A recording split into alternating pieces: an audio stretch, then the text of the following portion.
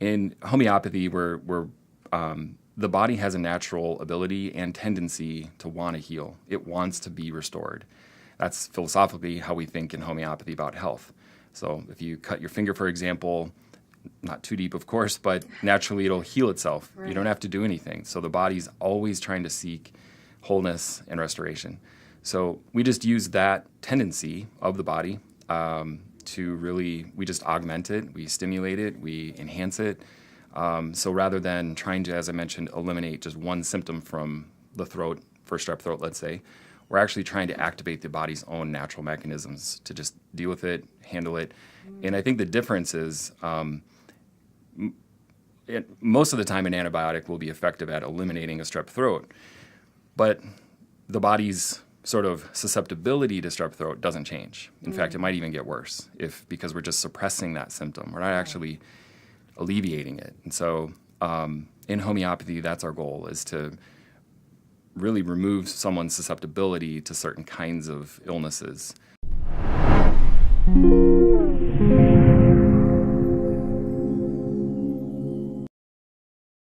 Hello and welcome to the Wellness Plus podcast.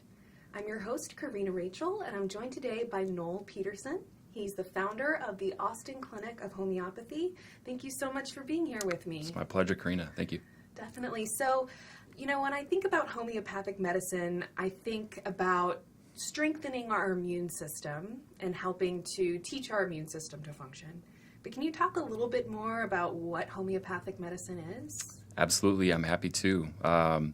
So the way I first describe homeopathy is it's both the art and science of healing. And the explanation of that is a little deeper.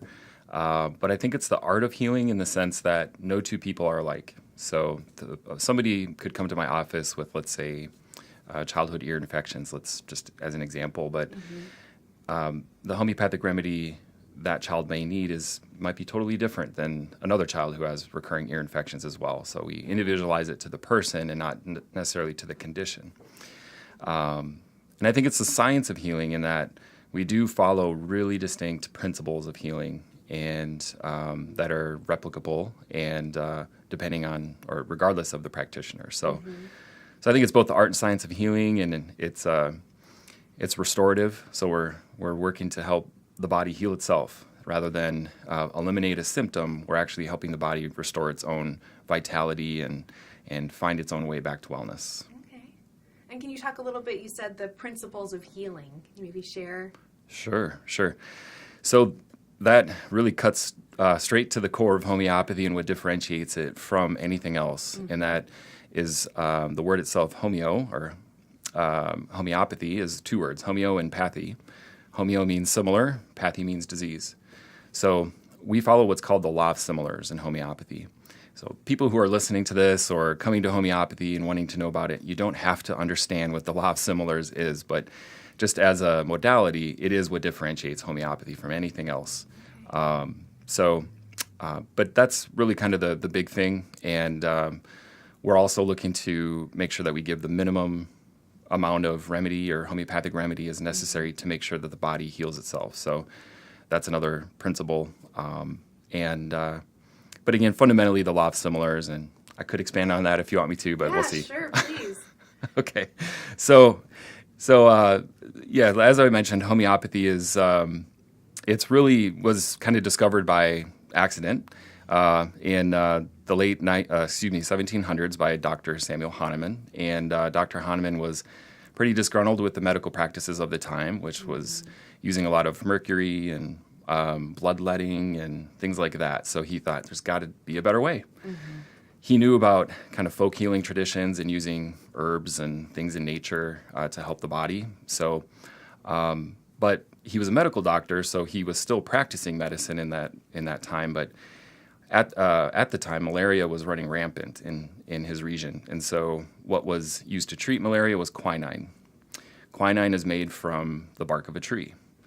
So he thought, well, what if I don't have malaria, but I actually take some of that quinine? What then happens? And he actually started to exhibit symptoms of malaria. So it was a peculiar observation, and what he found is that, well, what if I take that flower or that substance in nature and prepare it through a dilution process to kind of remove the toxicity of it. But I put it in my body, and he started recording symptoms. And those same symptoms that he found from, let's just say the element sulfur, for example. Those same symptoms that he started to get when he took a little bit of sulfur are the same symptoms that it'll cure in somebody who's naturally occurring from those same symptoms. So that's the law of similars. Like I said, it's very complicated. You don't have to understand it, but that's how it differentiates homeopathy from, let's say, crude herbs or vitamins or minerals or supplements like that, is using the law of similars.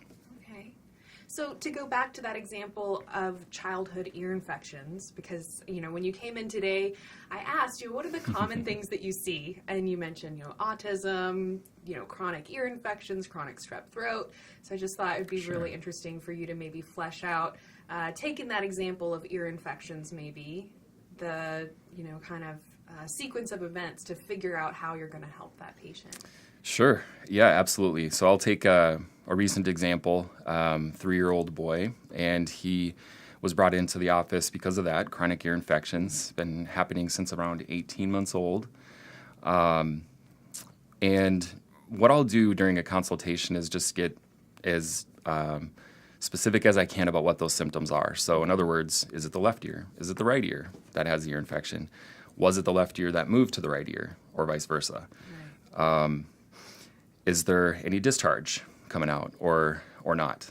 And did it come on with a cough or a cold or other symptoms? What's the disposition of the child? Are they cranky and irritable and capricious? Or are they really subdued and with a lot of malaise? Taking into account all the mental, emotional, and physical symptoms will paint the holistic picture for me. And then that, again, will point me in the direction as to what specific homeopathic remedy will help support his system the best to recover and get well. Okay. So then, taking that law of similars, so to speak, you mentioned that that's kind of what differentiates it from typical herbal medicine. Can you elaborate on that a little bit? Sure. So let's just take herbal medicine. Herbs, I to be frank, I'm not that familiar with like what herb will do what. That is different than homeopathy, but what I can say is that usually you take an herb for maybe 1 or 2 conditions. Like we'll just take ear infections, take an herb for ear infections, rather than getting very specific and individualized, as I just mentioned. So all of those symptoms that I just talked about, let's say it's a left-sided ear infection and it's been recurring monthly for 12 months. The child is, as I mentioned, capricious, irritable, things like that. Oh, kids are never like that. So I might, in that instance, consider the homeopathic remedy called chamomile. So chamomile is actually an herb as well, but when you prepare it homeopathically, it'll really help with all of those symptoms. And so that's using kind of the law of similars there, where, again, you're individualizing it to the holistic picture of all of what's going on, rather than just like ear infections, meaning just the condition itself. And then, I know that I've seen, homeopathic remedies in the drugstore, or, there's lots of different products now that are online available. What's your general feeling about, over-the-counter homeopathics? Sure. I think there's probably a couple purposes that serves. I think it helps to kind of bring homeopathy a little bit more to the forefront of people's minds that, oh, there is an alternative. I don't have to resort to an antibiotic that, yeah, sure, it'll take care of things for a while, but it doesn't ever get to the root of things or heal totally. So I think it does good to get the word out, if you will. And then if you work with a homeopath, a professional homeopath like myself or anybody else, we're going to individualize treatment. So maybe those over-the-counter remedies have a bunch of different homeopathic remedies combined or together.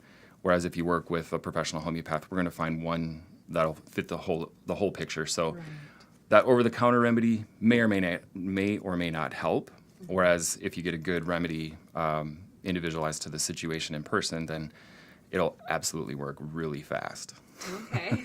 And that makes perfect sense, just in general, whether you're going and getting a lot of different homeopathic over-the-counters, or even getting into the more like typical over-the-counter drugs that we think about, like antibiotics and anti-inflammatories, etc. It definitely makes sense that if somebody's really getting a clear picture of the patient, and here on the podcast we talk a lot about functional medicine or holistic healing, just looking at the whole person and really recognizing that all the different systems work together. So that makes perfect sense that you're able to, be a lot more effective when you're coming at it from a much more targeted and personalized perspective. Can you talk a little bit about, I think probably antibiotics are the most, common drug that people reach for when there's, like you said, ear infections or illness, certainly cold and flu. Yeah. Sure. Yeah. So another, I guess, common thing that folks will, and really all of us are using the tools that we have. I actually practice out of a medical clinic in Cedar Park.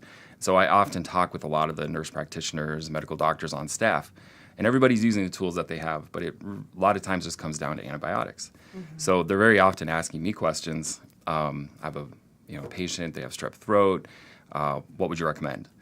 And that's great, again, because there's more exposure, more interest generated with homeopathy, but it's also not so easy and clear-cut. Like I said, I'll need to actually sit down with the person and understand even the sensation of the pain. Like, for example, strep throat. Is it a stabbing pain? Is it dull, achy pain?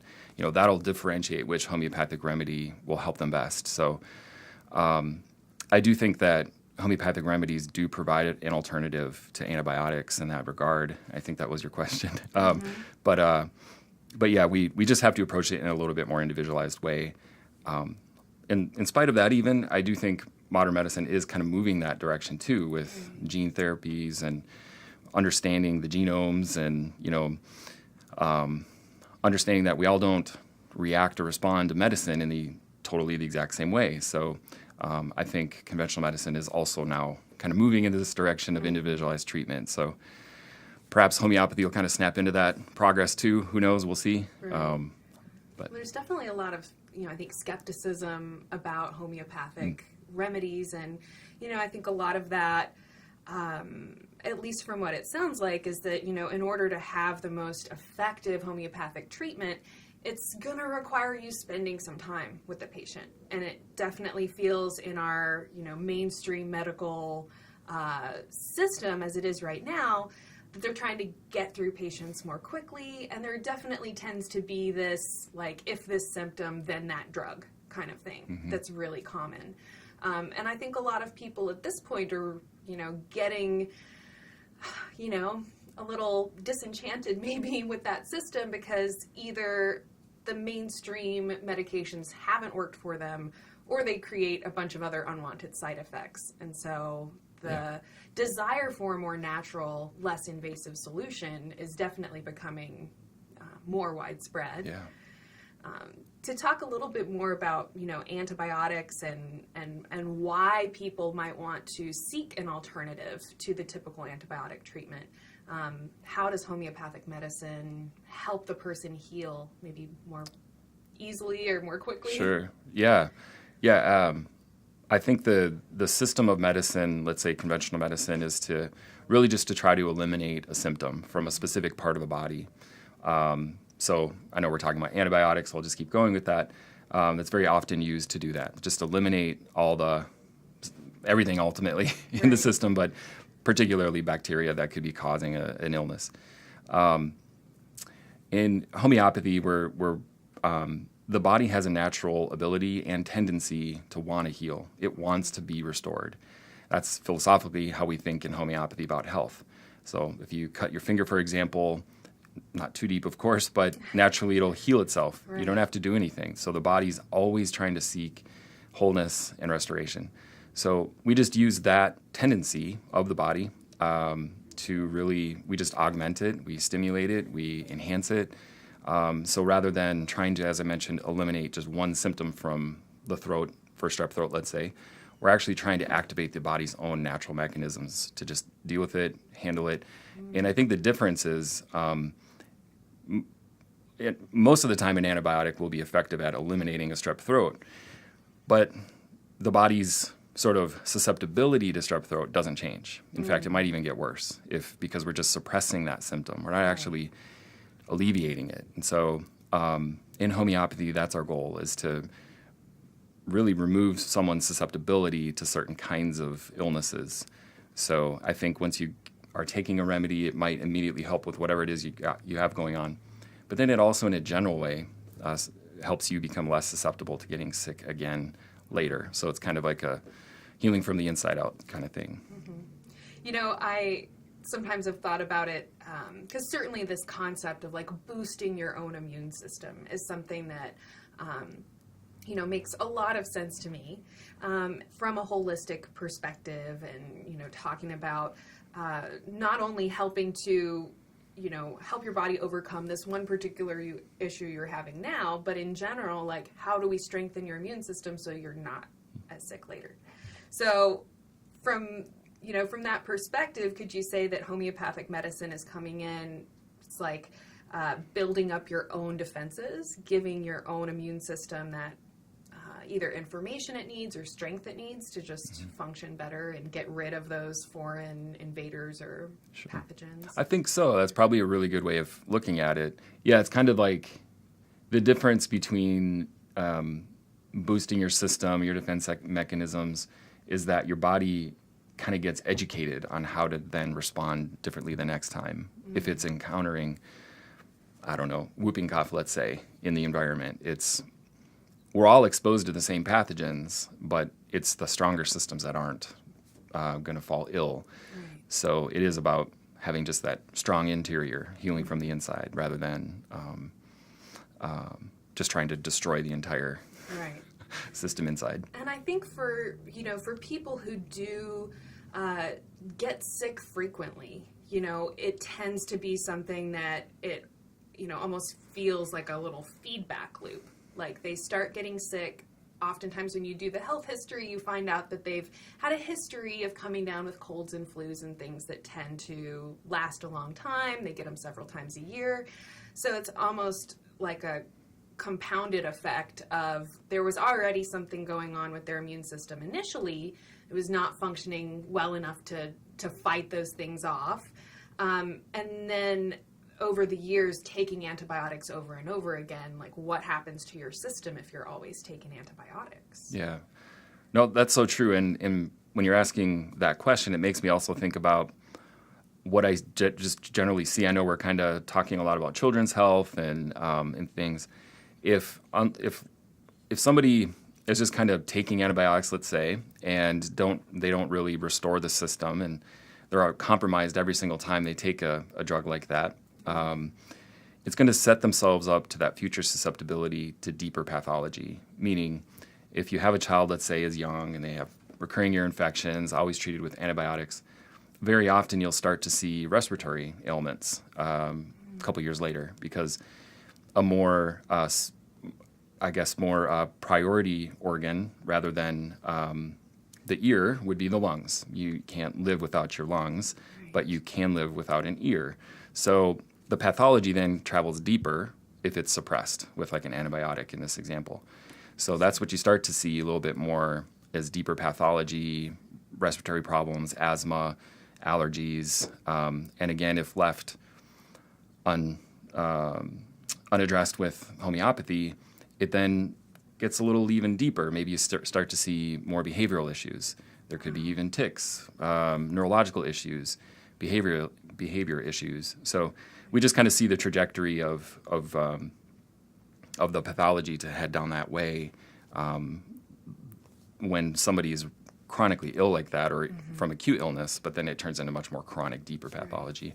So often we do see folks come into homeopathy once that process is already over. So we have to really kind of unravel the whole thing and get them well. And it takes a little bit longer. So that's why I'm an advocate of get kids, doing homeopathic remedies as early as possible. Right. So that is really fascinating that you mentioned asthma and allergies, because I think of those as just two of these really incredibly common conditions. It seems like almost everyone you talk to will, I have allergies, I have asthma. So you're saying that, for the people listening who maybe are suffering from asthma and allergies, they could even maybe think back to when they were a kid and, what was their use of antibiotics like? And maybe if they've been constantly, using those broad spectrum antibiotics that go in, they kill whatever they're meant to kill, whatever's making you sick, but then they also kill all of your good bacteria that your body needs. It actually could be what's predisposing them to now have those respiratory issues and things like that. Yeah, I think that goes along with the susceptibility point I was making before. We see that a lot. That's how we, I think, view health really in homeopathy is one's level of susceptibility. And so, yes, to your point, if unaddressed, it'll just kind of set themselves up for deeper pathology and worse pathology moving ahead. And we don't like to see that. But yeah, if you look at your own health history, and especially in this area of Austin, Texas, you see allergies a ton. Everywhere. Yep. And so people are just susceptible to that. But it's workable in homeopathy, no doubt. So even for somebody who's maybe listening and they're going, they have asthma or allergies or something like that, and they did have that, strong use of antibiotics through childhood, what is homeopathic medicine able to offer them now to maybe help to undo some of those effects? Yeah. So it would be the same. My approach would be the same regardless of how old the person is or what they're coming in for.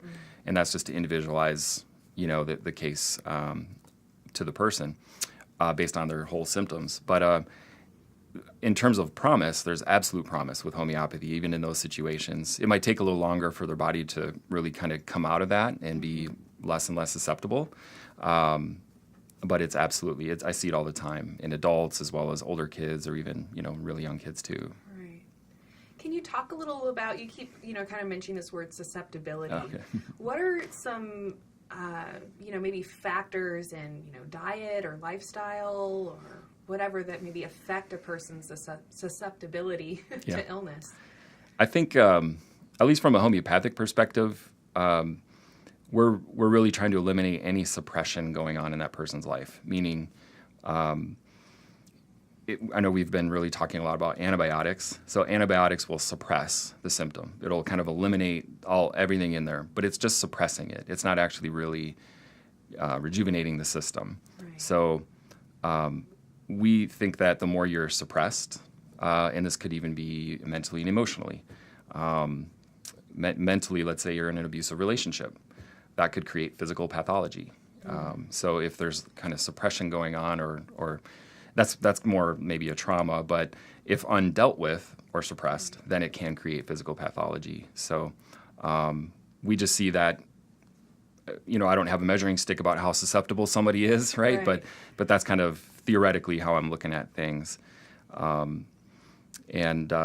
Just to sort of keep going down that example, I had an adult who came to my office for deep itching of the skin. Doctors couldn't officially diagnose what the heck it was.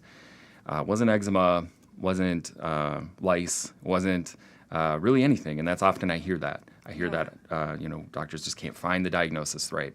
And that's okay in homeopathy. We don't need to have the diagnosis. We just need to know what your signs and symptoms are. So the more I learned about her, though, it was she was an immigrant and moved to this area. Didn't like it one bit. In fact, hated it. Didn't feel at home. Missed her home heritage and culture, and it created a deep itching problem for her. So that's where she was susceptible, was on the skin. It could have showed up differently. It could have showed up with recurring UTIs, for example. It could have showed up in any way, but that's how her body exhibited it. And that's, again, how the kind of mind or mental and emotional sphere impacts our physical sphere, too. So we're looking at things in that holistic kind of way. But again, that hopefully paints another picture of susceptibility in another way. So when you mentioned suppressors, one of the first things that came to my mind is anti-inflammatories, probably right up there with antibiotics among some of the most prescribed things. You think about prednisone, really common anti-inflammatory. Would that be considered suppressing the system? Yes. In fact, most of what I see, let's say, would be like cortisone for those skin conditions that I was talking about. So any kind of corticosteroid. little kids who have eczema, and this, keep going with that example, homeopathy is very, very helpful for kids with eczema. In fact, I have a lot of clinical success with that. But it's a little bit more difficult if it's suppressed with those steroids. Treatment lasts longer, treatment's less effective. We can work through it, but in the case of eczema, it can erupt so fiercely, and it's so miserable for not only the child, but the parents who have to deal with it all night long. So often it's kind of a learning process for the parents too. How much can I use of this corticosteroid, and how can I sort of taper off? And that's kind of a way we sort of navigate treatment, or how I work with parents in that way. Can't remember what you asked to get there, but... No, well, because, for me, I think about, anti-inflammatory, inflammation's just your immune response. So essentially steroids are suppressing your own immune function. Would that be? Yeah, absolutely. So to me, from a holistic health coach perspective, I just immediately, that kind of rubs me the wrong way, so to speak. I can see where, well, why would you want to be suppressing the immune system? Your immune system's supposed to be there working for you. So then it maybe raises this question of, why does our immune system become confused? Why does our immune system lose its strength to combat simple things like colds and ear infections and things like that? That's a really deep question. So, and I'm sure there's a lot of answers to that. But again, just broadly speaking, I'd see if probably the immune system may get confused if it's been mucked with too much, with too many medications, over-prescribed medications, or things like that. You're right. It confuses the entire, one word I haven't used yet until now is called the vital force. And that's really in homeopathy how we see vitality, or that healing intelligence of the body. So if we're suppressing the system too much with medications or anti-inflammatories or whatever, and not augmenting its own natural inherent ability, we're really disturbing the vital force a lot. And so, it's going to be very difficult for the vital force to respond to a homeopathic remedy in the way it should. Mm-hmm. It can be corrected over time, but I think at that level you're probably more into chronic illness and not necessarily acute illness anymore. So, and that's mainly what I do in my practice anyhow, is more chronic illness stuff. Right. And then what about like the over-the-counter anti-inflammatory things? People think about Tylenol, Advil. I mean, those kind of over-the-counter pain medications are so common now. Do you think that those, have that kind of suppressing effect that maybe is actually hurting the person's immune function? I do, in fact. And there's actually still no clinical evidence or research suggesting antipyretics are helpful. Mm-hmm. We still don't have that support. Sure, it suppresses the system, but Tylenol still isn't really well studied. So, right. But to bring it to homeopathy though, it's a very big topic in homeopathy is fevers. The necessity of a fever, or just grab the Tylenol or ibuprofen, or what should I do in this instance? Fortunately, there's a lot of answers in homeopathy for that, but we have to educate the parents a lot that fevers aren't necessarily bad. Right. There's limits to that in terms of the health of the person and how high the fever is, et cetera. And I go through all that with parents. But often if a child takes a homeopathic remedy and they have a little fever, 101, 102, even 103, I very often tell the parents, let this ride out. I'll be there with you to kind of work with you on what might be happening, but that's actually a good thing. The body's vital force responded, and it's having a vital immune response. So on the other side of that, we're going to have a lot of health benefits, but we got to just wait it out a little bit. Right, and fever is kind of your, an expression of your immune system function, right? That's right. Fever is there to try and help the body heal. That's right.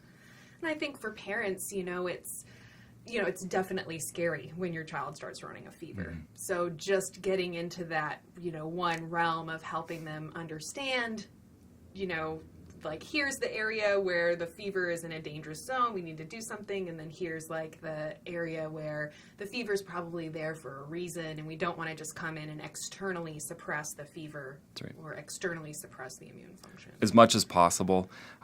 However, I do work with parents wherever they're at. So if they're coming from a school of thought where I grew up on Tylenol, I give my child Tylenol, I'm not going to be very directive with them, like, no, don't do that, do this instead.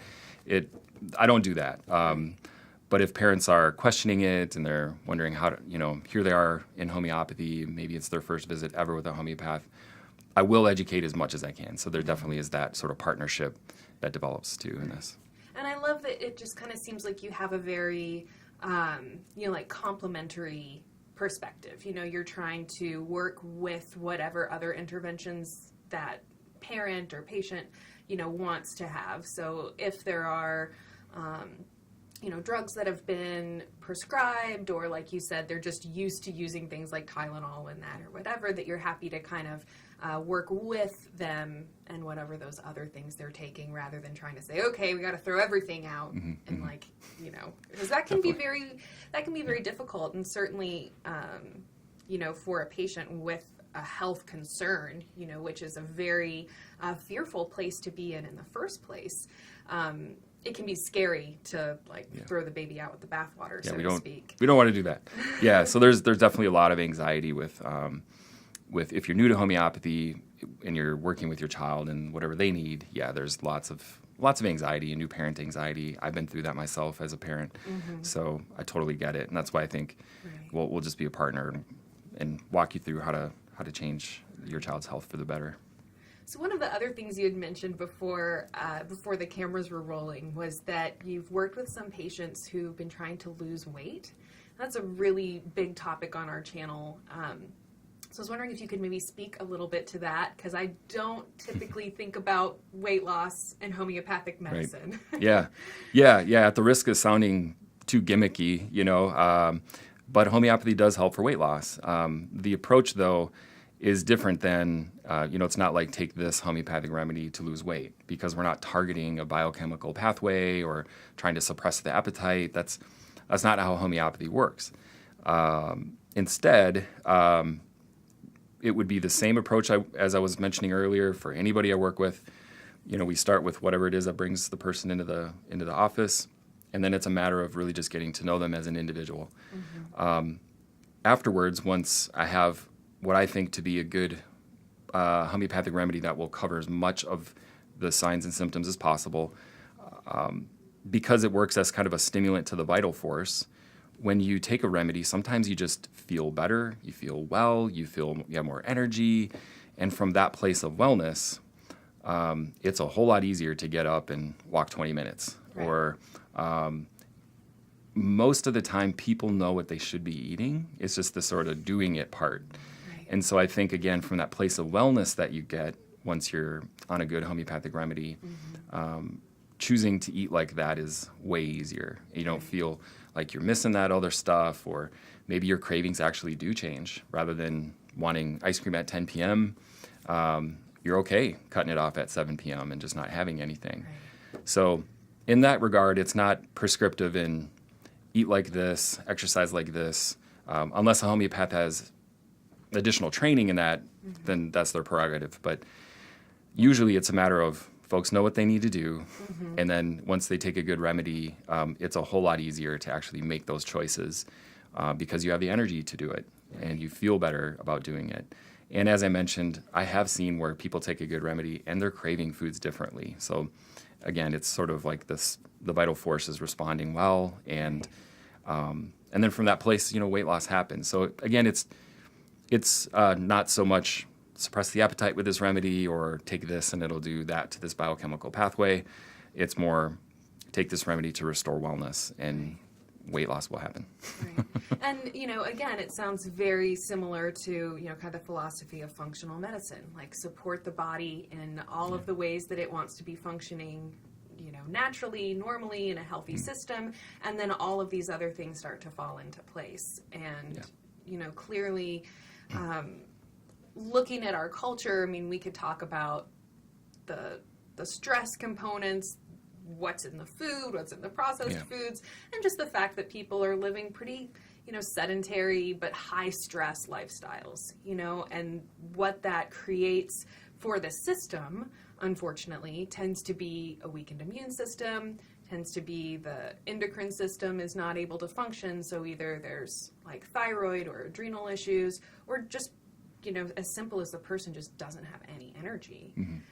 Is that something that you see a lot? I guess that'd be like chronic fatigue Yeah. type of symptoms? Yeah, I think there are a lot of modalities that help with that, and homeopathy certainly is one.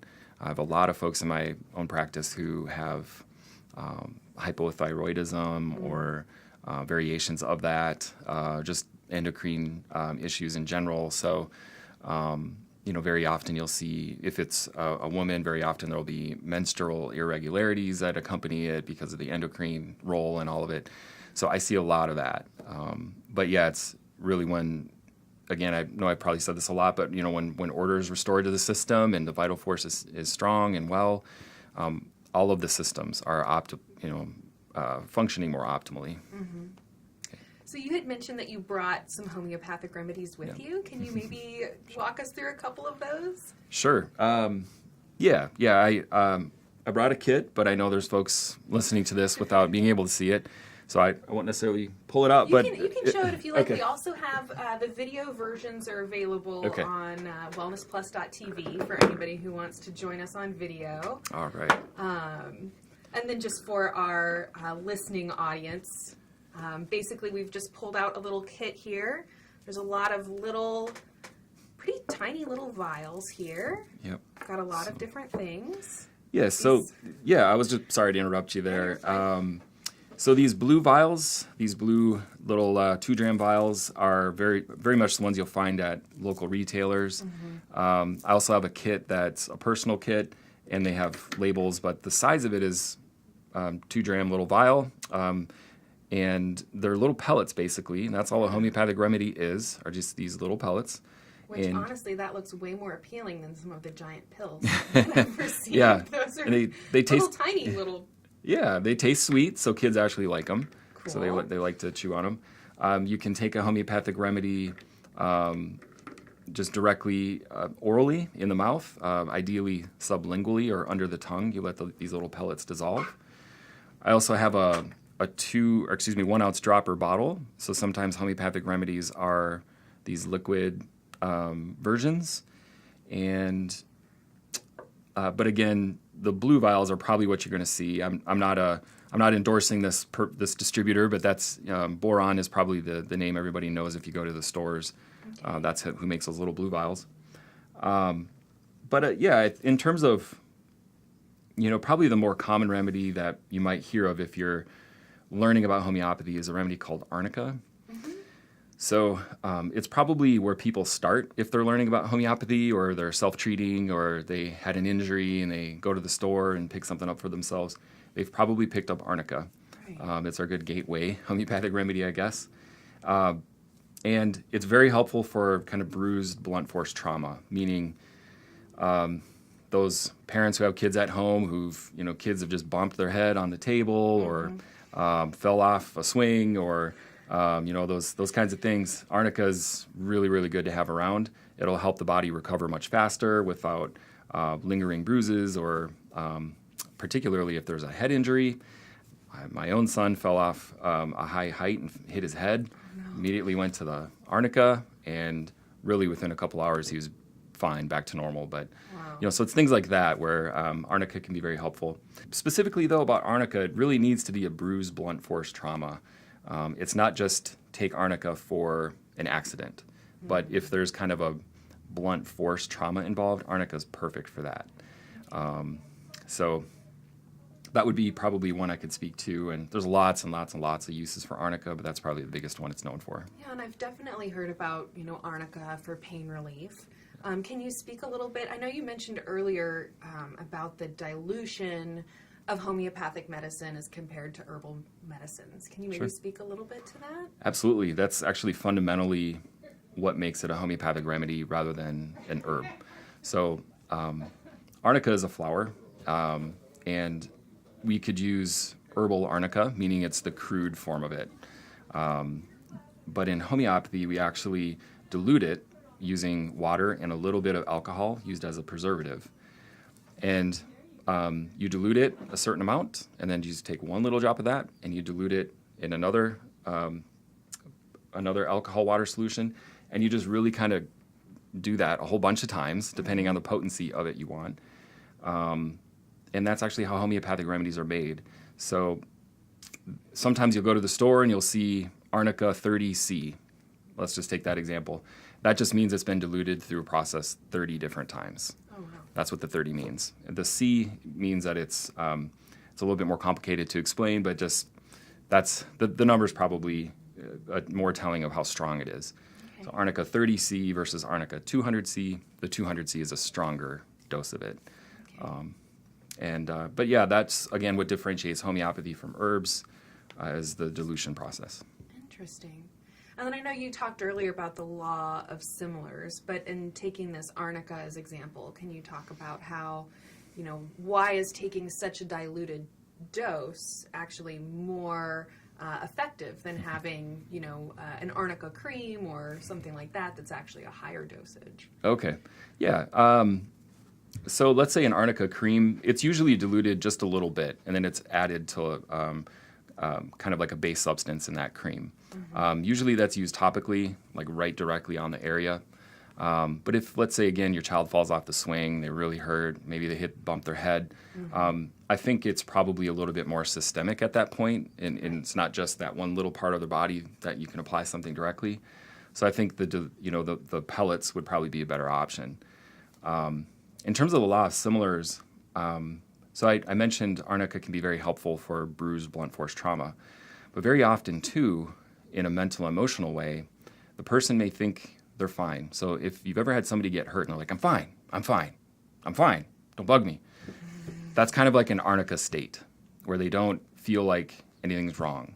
And when I say state, that's just sort of like where they're at, mentally and emotionally. So if you see that kind of type of trauma with that kind of mental response, chances are they need arnica. Okay. But they could show up in different ways where, boy, maybe they really hit their head and really, really, really hard, and they're really subdued and just malaise and just really not feeling well, and maybe they develop, if it's not dealt with, it could linger, and maybe they're actually having some depression associated to it, or even mental illness could happen after that. So that's a much more serious type of incident, but that's not arnica anymore. That's now a different thing, even though it was from a blunt force trauma. Okay. So that's how you differentiate it, Right. and that's how you use the law of similars with it.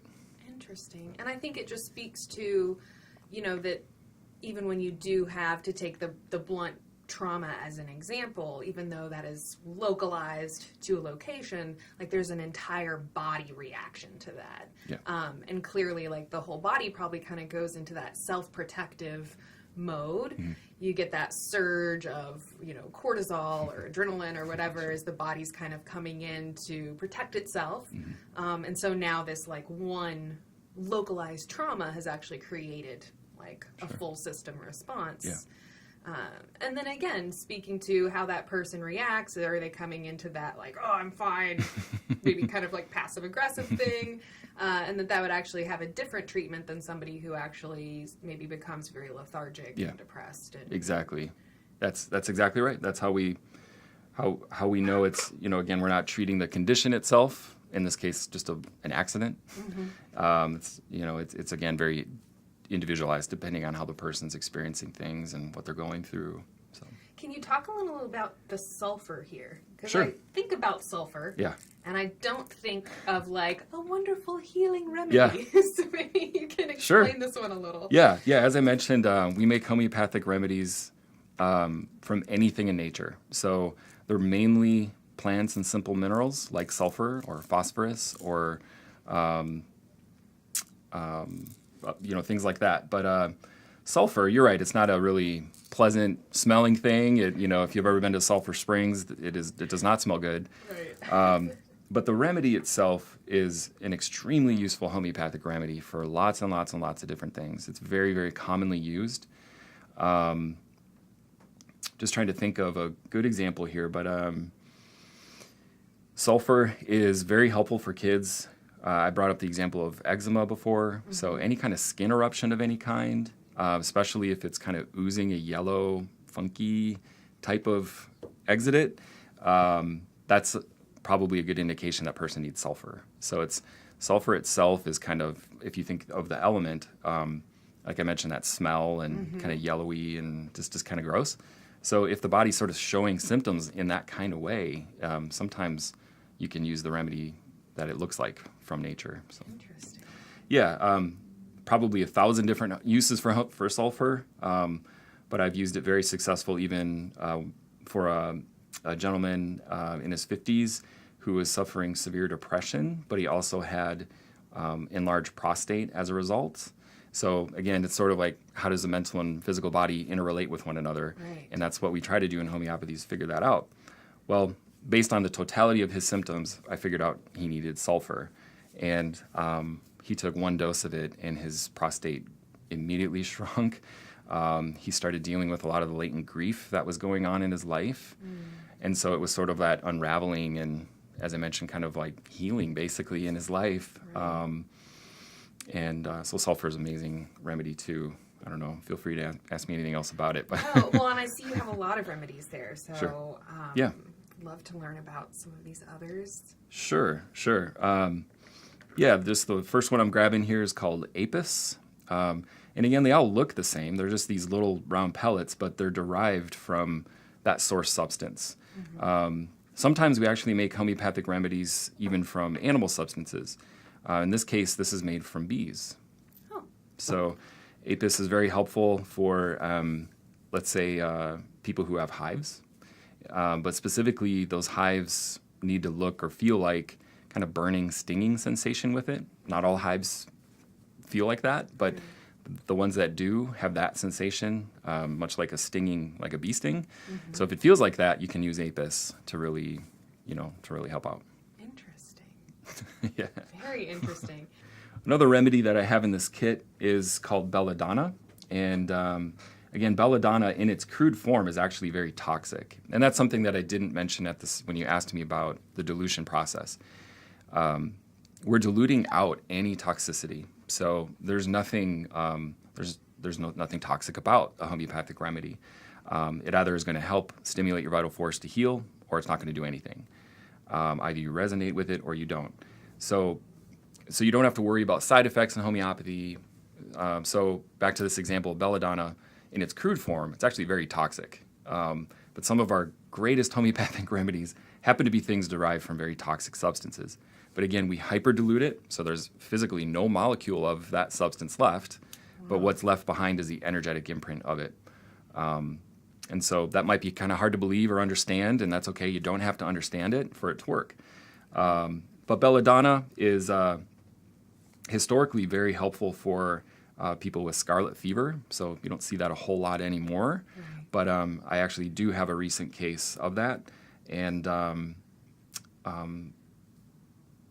the person took a few doses of belladonna, and within 2 or 3 days, the whole thing was just about gone. So belladonna is very helpful in those situations. Interesting. Yeah.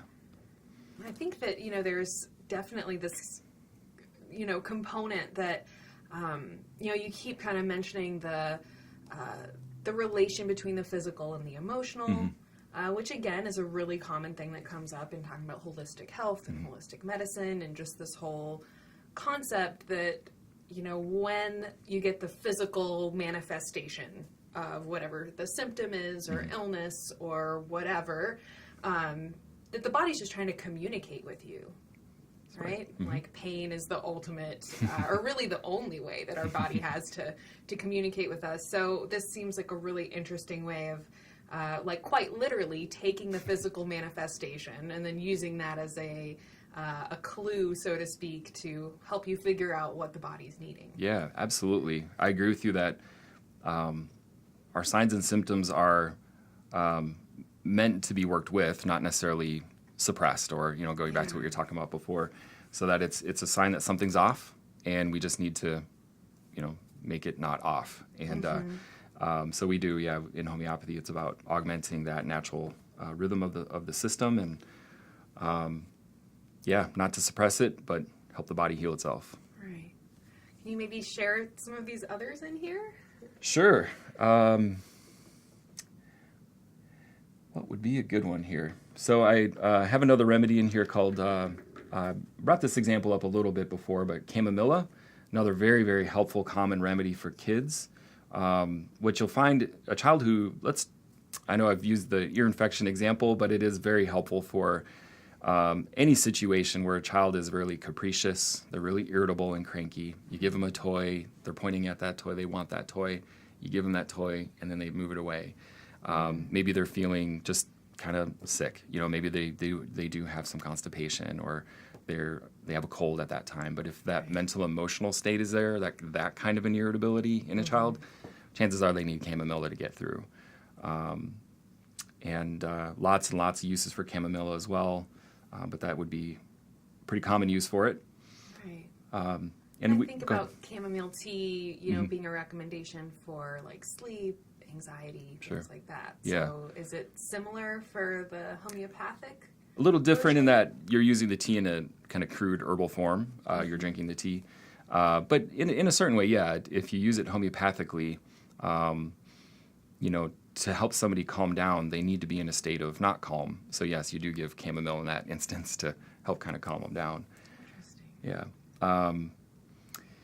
And we talked a little bit about allergies before. So I'm seeing a remedy here called Allium cepa, which is actually a remedy made from an onion.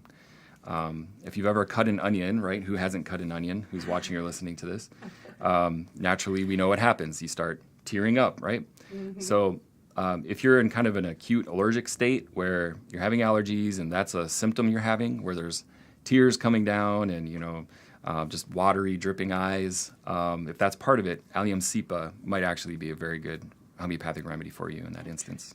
Yeah, because we'll experience allergies in lots and lots of different ways. It doesn't have to, there's not one way we have allergies. And so, but if it's in that kind of specific symptom way, then Allium cepa is probably going to help. Interesting. Very interesting.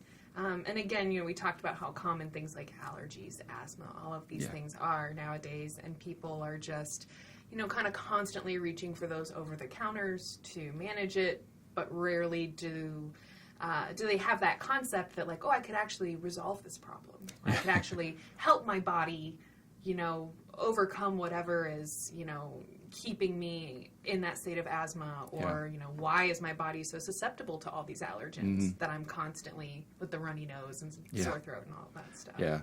Yeah. Especially in Austin, we can feel so defeated that, every year those cedar allergies come and I'm just, or whatever it is, right? Mm-hmm. But, there is hope in homeopathy, so. Very interesting. So, to take that example of, cedar allergies or something, what, is there a homeopathic remedy like directly for cedar allergies? A lot of times people use actually homeopathic remedies made from the cedar tree itself. Mm-hmm. I can't really speak to that. That's not how I use it. Again, I just individualize it to the person. So. Right. So there could be 10 people in my office, all with cedar allergies, but they all may need 10 different things depending on the totality of the symptoms of the person. Very interesting. Yeah. Well, Noel, I just want to thank you so much for coming on the program, and I really look forward to expanding our discussion here. I definitely think that there is so much to be gained, and just from that one simple piece of non-invasive, limited or no side effects. Like your body's either going to respond positively to it or there's no response at all. And that is just such a breath of fresh air, so to speak, compared to what we're used to nowadays, which is, oh, you're going to take this medication and here's this really long list of side effects. Yeah. And I know certainly for myself, it's been years since I've taken Tylenol or something like that, because I noticed that after I would take it, I would just feel down in the dumps, really lethargic. I have no energy. It was like, man, what is going on? And then I started noticing that, it was taking the Tylenol and stuff for headaches. Sure. So then it was like, okay, I'd rather just live with the headache, go to sleep or whatever, and then feel better tomorrow than, deal with the negative effects of that, Tylenol. I hear basically. So thank you so much for being here, and I look forward to having you on the program again. My pleasure, Karina. Thank you. I want to thank all of you so much for listening today. Remember that you can find video versions of these podcasts on wellnessplus.tv, and you can also learn more about Noel by visiting the Austin Clinic of Homeopathy.com. That's right. Awesome. So thank you all so much for listening, and I hope you'll join us again. Hope you have a wonderful rest of your day.